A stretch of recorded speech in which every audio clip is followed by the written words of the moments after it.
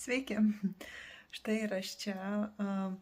Svarsčiau iš tikrųjų, ar filmuoti gegužės mėnesio ataskaitą ar ne, galbūt kartu jungti birželį paskui jau ar ne. Bet gavau porą žinučių, Inga, linkėjimai, kad kur tas video, laukiam, nu tai gerai galvoju, reikia prisiversti, tai rašiau savaitę ir jau prisirašiau. Tai labai trumpai, gegužės pirmąją pusę aš tikrai gana intensyviai siunėjau savo tempais. Visus savo lūkesčius tuo metu išpildžiau, tam tikras savo nuprieštas ribas įveikiau, o nuo antros gegužės pusės nesivinėjau iš vis. Daug dalykų susidėjo, viena iš jų buvo darbai.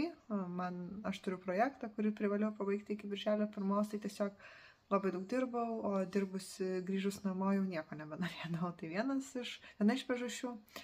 Tada kitas niuansas, ėjau kamino, tai turiu video medžiagą, ją reikia sumontuoti, tai manau, kad neužilgo per birželį tikrai išeis mano kamino video. Tai irgi, žodžiu, buvo visai kitur mano mintis. Ir kitas dalykas, aš pirmą gegužės pusę praktiškai visai neskaičiau, tai apsiverčiau gegužės pabaigą. Jeigu jau turėjau to laisvo laiko ir leisdavo mano emocinė sveikata, tai kažkaip rinkdaus knygą vietoj siuvinio. Tai žodžiu, taip ir gavosi, kad aš tiesiog antrą gegužės pusę nesiuvinėjau. Tai dėl to galvoju, kad gal čia nėra ką rodyti. Bet pirmą pusę gegužės siuvinėta, tai tam tikrų šiek tiek turiu pokyčių. Plus pradėjau darbus, nieko nepabaigiau, bet bent jau pradėjau. Tai va, tai jungiamės ir papasakosiu plačiau. Oi, tik nesusitrenkit. Čia irgi kalė. Čia raudonas. Panašu, kad.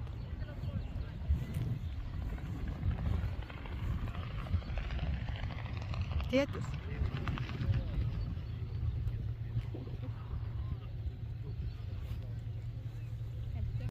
Nu tai ką, atsinešu krūvą. Krūvą jau čia galim žiūrėti, ar ne? Tai pradėjau 2 darbus, kaip minėjau.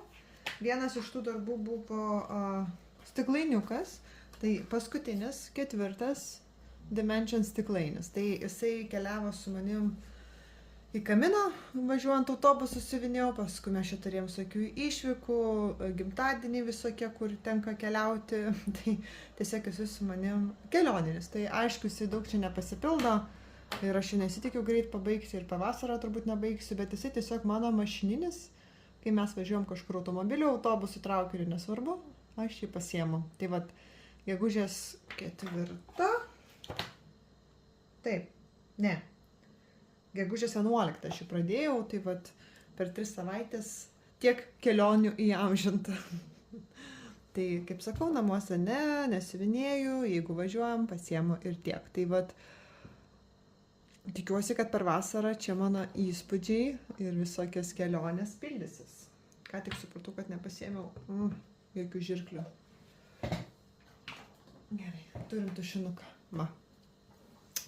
Taip, ir kitas darbas, kurį pradėjau, gegužės 4, tai yra Rūtos dovana. Kaip ir minėjau, šitos darbus, kurios Rūtos išsiuvinėsi, aš paskui perleisiu.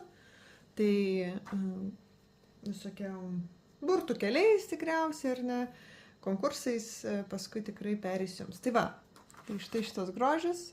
Aš minėjau už balandžio mėnesio ataskaitą, kad aš jį pradėsiu, tai va, gegužės 4 ir pradėjau. Tai štai koks rezultatas. Pasirinkau šviesiai žydrą medžiagą Eva, bet tikrai neatsimenu dabar, žinokit, kokia čia spalva, nes čia labai sena, tiesiog radau namuose ir pasinaudojau. Tai, fainas, jisai labai man patinka. Prasme, žiauriai lengva siuvinėti, turbūt supranta, čia yra šiaip 28 kauntas, pradėkim nuo to, kad milžiniški kryželiai, aš nepratus ant tokio kaunto siuvinėti, pas manęs laika 32. Tai ir važiuojam. Tai spalvos yra nurodytas DMC ir kažkokia kita spalva, tai aš siuvinėju DMC ir važiuojam. Kai kur yra mano šiek tiek įsitraukimo, nes spalvų turiu mini pasirinkimą. Pavyzdžiui, čia raudona man nepatiko ta, kuri buvo, tai aš pakeičiau. Tada šitą širdelę, vat, kur viduje, jinai buvo, man atrodo, nurodyta tik tai besikeičianti, tai aš pasirinkau tokią, kokį man patiko. šviesesnė. Tai va, tai jis labai paprastas, ant mažo man remelio, toks easy, jokių blendų, jokių nieko. Bieso bus, bet labai irgi nedaug. Bet jau čia į pabaigai paliksiu, tai tiesiog labai lengvas siuvinys. Tai aš sagos neturiu, siuvinėjai tiesiog iš schemos.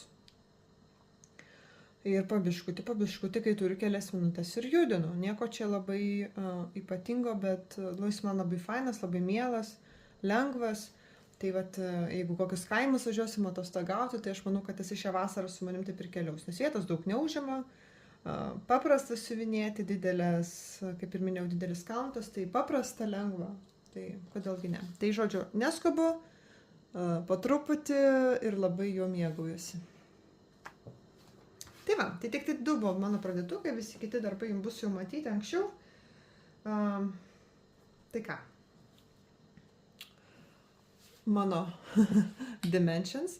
Labai paprasta, aš jokių jums nuotraukų šį kartą nekabinsiu, kiek buvo labai paprasta. Šitą žiedą, viskas, kas yra čia rožinė, yra gegužės mėnesio rezultatas. Aš labai norėjau per gegužę jį pabaigti. Kaip matot, nespėjau, nes tiesiog, kaip ir prieš tai minėjau, aš nebesiuvinėjau. Jeigu aš realiai būčiau siuvinėjus tokiais tempais, kaip aš siuvinėjau gegužės pradžioje, tai tikrai būčiau siuvinėjus. Tai dabar šiek tiek statistikos apie šitą darbą. Labai greitai. Taip. Taip, tai gegužę aš įsiuvinėjau 6 kartus ir siuvinėjau 1200 kryželių. 204. Tai visai neblogai, tai jo, taip plius minus po 200 kryželių per prisėdimą. Tai man pats tas. Tai va, tai labai norėjau užbaigti, kadangi jūs gal atsimenat, mano tikslas yra šitas darbas siuvinėti po 1000 kryželių mėnesį, tam, kad aš jį kitų metų Liepą baigčiau.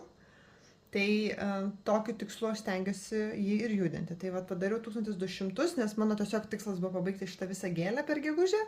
Žinau, kad tai bus daugiau negu 1000, bet na, čia man tik privalumas, nes tikėtina, kad tokią žiemą aš prie jo turbūt sunkiai prisėsiu. Tai visai aš dėjau viltis, kad aš čia dabar karštuoju sezonu, jį labai čia judinsiu, bet įvyko gyvenimas, gegužės vidury tiesiog nustojau siuvinėti. Bet vis tiek, tarsi, rezultatas yra didelis, čia yra 1200 kryželių šitoje gėlytėje, dar koks 600 ir bus pabaigta ta gėlytė. Tai va, paskui žiūrėsim, kilsim toliau į viršų. Šiaip jau šitos atmais galinės yra sunkiausias. Dar jų yra čia kelios, bet jau tuoj neužilgo prasidės pusinių fonas. Čia jau irgi žinau, kad viršui pusinių fonas, tai jau perinam į lengvąją pusę. Perinam į foną, į pusinukus. Čia dar porą gėlių, porą turais galinių, bet čia bendrai jau mes peržengėme į lengvesnę šio darbo pusę. Po truputį judėsim. Tai tikiuosi birželį neužmesiu ir padarysiu tą savo 1000. Taip, toliau. Papūgos, dabar labai greit viršelio neradau, bet aš tikiuosi, kad jūs atsimenat. Ai, palaukit, žinau, kaip aš jums parodysiu. Taip. 1 minutę man duokit ir aš jums jas parodysiu.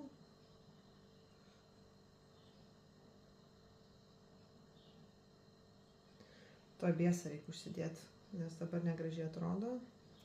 Uždedam biesą, nepykit. Prisiminiau, kad taigi sagą gali parodyti. Tai štai šitos papūgos. Ačiū Ramuniai, padarė man sagą. Tai dėl to prie jo šiek tiek ir prisėdau. Tai ką pirmiausia padariau su juo, tai susivedžiau sagą tiek, kiek buvau užsiuvinėjusi. Iki sagos, tai yra savo rankomis. Tai buvo 2064 kryželiai. Tai specialiai tą dieną daugiau nesiuvinėjau, kad būtų tik tai progresas. Tai va, tai iki gegužės buvau neužbaigusi pilnai lapelių. Tai va čia viršūnėliai trūko lapų. Na, šitas, aišku, dalies nebuvo. Ir nebuvo papūgos uodegos.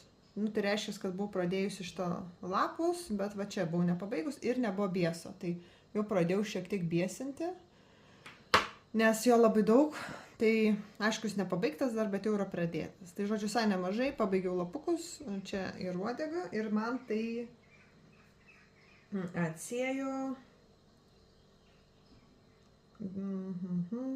apie, Jėzau, kas čia darosi, apie 1500 kryželių. Tai visai daug, subėsiu su viskuo, gausi apie 1500. Tai jau turiu neblogai, jau turiu 17%. Tai tikrai judame priekin. Tai sagą turiu, galima su šito darbu dirbti toliau. Tai žinoma, daug paprasčiau su saga, viskas paprasčiau su saga, patys suprantate. Tai va, tai pajudino ir papūgas, kurios buvo užmestos turbūt nuo rudens. Ir paskutinis darbas, kurį pradėjau balandį, ir jums jau buvau rodžiusi, tik jo buvo labai nedaug. Tai yra, pajudino, atsiprašau. Tai, šiek tiek paartinau. Taip, tai Blackbird Design, mamos sodas, tai jeigu atsimenat, tai aš buvau pradėjusi tik tai čia, šitą liniją. Tai dabar turim daugiau. Aišku, čia kryželių skaičiai tai tikrai yra labai mažai. Tiesiog paartinam, bet rezultatas matosi, nes sampleris. Tai buvo tik tai ta juostelė, plius minus, net ne visa. Atrodo, iki čia kažkur buvo. Tai užbaigiau juostelę, pakilau ir siuvinėjau štai šitą. Tai čia irgi toks darbas, kur jeigu neturi daug laiko, bet tiesiog po truputį prisėsti. Tai jis labai man gražiai gaunasi. Tikrai, toks fainas. Tai irgi judinų sagos neturiu, tai tiksliai nežinau, kiek čia išsiuvinėta. Bet tie kryželiai nėra tokie svarbus, svarbiausia rezultatas. Tai rezultatas yra toks. Tai ką, iš siuvinėjimo tiek, turiu tam tikrų idėjų ir projektų susijusių su siuvinėjimu, bet aš juos jums papasakosiu, tikėtina galbūt į vasaros pabaigą. Dar tie projektai tik tai galvoje, arba šiek tiek pradėti. Tai jau ateityje aš apie tai papasakosiu, ne šiuo metu. Ką dabar dar padarysiu, atsinešiu knygas. Tai jeigu knygos jums neaktualios, tai bet jeigu vis dėlto norit paklausyti, tai palaukite minutę. Tai ką, knygos. Tai tiek balandį, tiek gegužės skaičiau Vėjo nublokšti, Margaret Mitchell. Tai, tokie dvejopi jausmai. Iš vienos pusės man labai įdomu, kaip jums ten sekasi. Aš šiaip nemažai sužinau iš tos tokios istorinės pusės, nes čia yra Amerikos pilietinio karo laikai. Tai tokie, man tikrai yra nelabai žinoma istorija, prasme, kad aš ten labai daug apie tai išmanyčiau. Tai aš tikrai labai nemažai googlinau, kad išsiaiškinčiau čia vieną ir kitą pusę, kokios ten tos valstijos, prieš kurias kovojo ir panašiai. Bet tai nėra knyga apie karą, tikrai ne, tiesiog tam tikros užuomazgos, tam tikri komentarai yra, tai aš tiesiog googlinuosi, kad aš geriau suprasčiau. Bet iš tikrųjų tai visai ne apie tai, tai jeigu yra tokių, kurie neskaitė, nematė filmo ir panašiai, tai yra apie tų laikų aukštuomenę, yra apie moterį, kuri galbūt savo požiūriu peršoko laikus ir ne visai atitiko tų metų įsivaizduojamas dogmas, apie taip kaip turi elgtis moteris, mergina, mama ir taip toliau. Tai iš šios pusės. Bet čia yra pirma tik tai dalis ir čia yra apie 700-800 puslapių. Tai nesiskaitinai man taip greitai ir aš tiesiog nespėju. Nors porą mėnesių skaičiau, nes ir tai trečdalį tik pasakiau knygos mažiau. Tai nusprendžiau padaryti kitaip, nusipirkau audio knygą audiotekoje ir nusprendžiau, kad aš jas klausysiu kartu siuvinėdama. Ir tokiu metu judėsinai man greičiau, nes šiaip tai net ir audio knyga yra daugiau negu para vien tik tai įrašymų. Tai galite įsivaizduoti, kiek paprastai skaitant užtruktum. Tai tiesiog nusprendžiau šitoje vietoje nušauti 2 zuikius vienu metu ir tiesiog aš jos klausysiuosi siuvinėdama. Ir šiaip labai gražus įgarsinimas, man labai patinka, tokia kaip pasakos klausytum labai profesionaliai ir man labai patinka. Tai, žodžiu, tai šita knyga keliaus manim dar ilgai, tiesiog kitu formatu. Tai ir kai jau nusprendžiau, kad tikrai jos klausysiu, o ne skaitysiu, pasiėmiau kitą knygą, Patricijos Svetimkūnius. Vėl judinu, atsiprašau. Tai Patricija šiaip seku Instagrame, jau nuo pradžios jau ne vienerius metus, mačiau, kaip jinai rinkosi ir auditoriją, kaip jinai sprendė tam tikrus moralius klausimus, tai tikrai esu susidūrus su ja. nemažai, per knygų mugės visada pasisveikinam.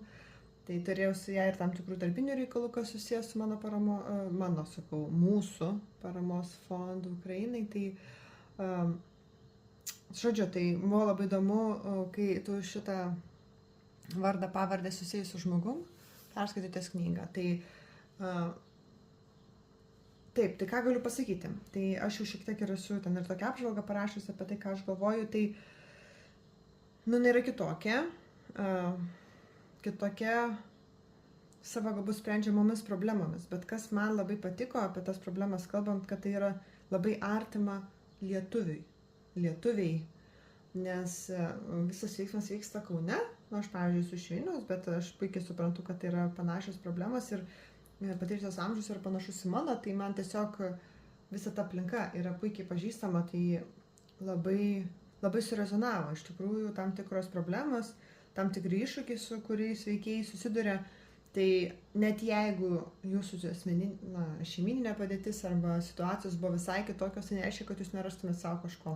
Tai aš tiesiog net rekomenduočiau, net nebūtinai mano amžiaus žmonėm, bet ir galbūt mano tėvų amžiaus, ypatingai mamoms, kurios augina dukras arba sūnus, kad tiesiog geriau galbūt supras tai, su kuo susiduria mano amžiaus millennialsai, mano kartos žmonės, kad, tiesiog geresniam suvokimui. Plus, aš per porą kartų atsisėdau ją ir paskaičiau, labai lengvai skaitosi ir šyptelėdavau, ir šiek tiek jaudindavausi, tai visai geras skaitinys, tiesiog, tokiam suvokimui. Jinai, aišku, rožinė, drugelį, gėlytės, bet, nebūtinai jinai yra atostogom, tai tikrai čia labai jau didelės meilės čia nėra taip, kad čia yra ne meilės romanas savo, tai nebus tas standartinis, kurie pasimtumėt prie pliažo, bet tai nėra kažkokia labai sunki,